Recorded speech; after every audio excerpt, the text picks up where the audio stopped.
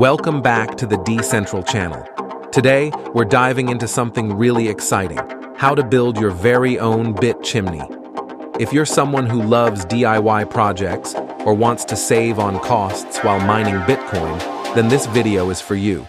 Plus, if you're just looking for a ready-made solution, we'll also talk about our plug-and-play BitChimney later in the video. So stay tuned. The BitChimney is more than just a space heater. It's a Bitcoin mining space heater. That's right. It's an eco-friendly way to heat your home while mining Bitcoin.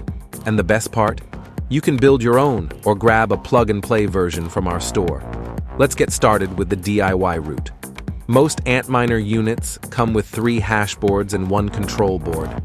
To maximize your hardware, you can convert a single Antminer into 3 BitChimneys. That means you'll need 2 additional control boards. You'll also need the Loki Kit by Pivotal Pleb and an APW3 PSU modded for 120 volts for each of the BitChimneys. At Decentral, we offer modded APW3 units that work perfectly for North American households. Link in description. Building your own BitChimney is not only a cost-effective solution, but it's also a great way to reduce waste by repurposing existing hardware. Plus, you get the benefit of heating your space while earning Bitcoin. Talk about dual-purpose efficiency. Now, let's jump into the build. First, get familiar with your Loki Kit. Identify the 3.3 volts and data pins. As a rule of thumb, we always use the darkest wire for the 3.3 V pin. Carefully connect the wires to the control board and make sure not to reverse the cables. Next, we'll install the Arctic P12 Max fans. These are super silent, optimized for static pressure, and run at 3,300 RPM. You'll need M4 threaded screws for this. Make sure the fans are flush with the shell. No gaps allowed. Now, let's assemble the case. Before securing everything, note where your fan and power cables need to go. This will save you time later. We use hot glue on our Loki Kit wires to keep everything secure but flexible enough for future tweaks. Slide the modded APW3 PSU into place. It's helpful to thread the cables through before inserting the PSU, especially if you're using thicker wires.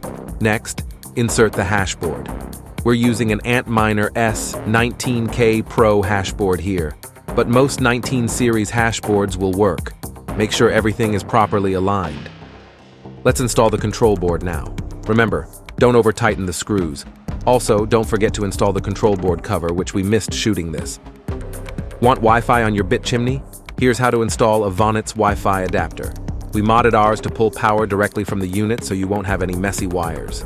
Simply use a 6-pin extender to connect the control board, Vonets, and power supply. It's that simple. Before closing everything up, connect the I/O cable from the control board to the hashboard. Always make sure your polarities are correct and never touch the power area when the unit is running. Once everything is secure, you're ready to hash. Not into DIY? No worries.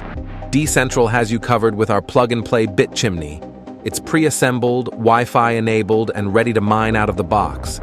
Just connect it to your network and start mining Bitcoin while heating your home. If you're looking for a hassle-free solution, check the link in the description to order yours today. And there you have it.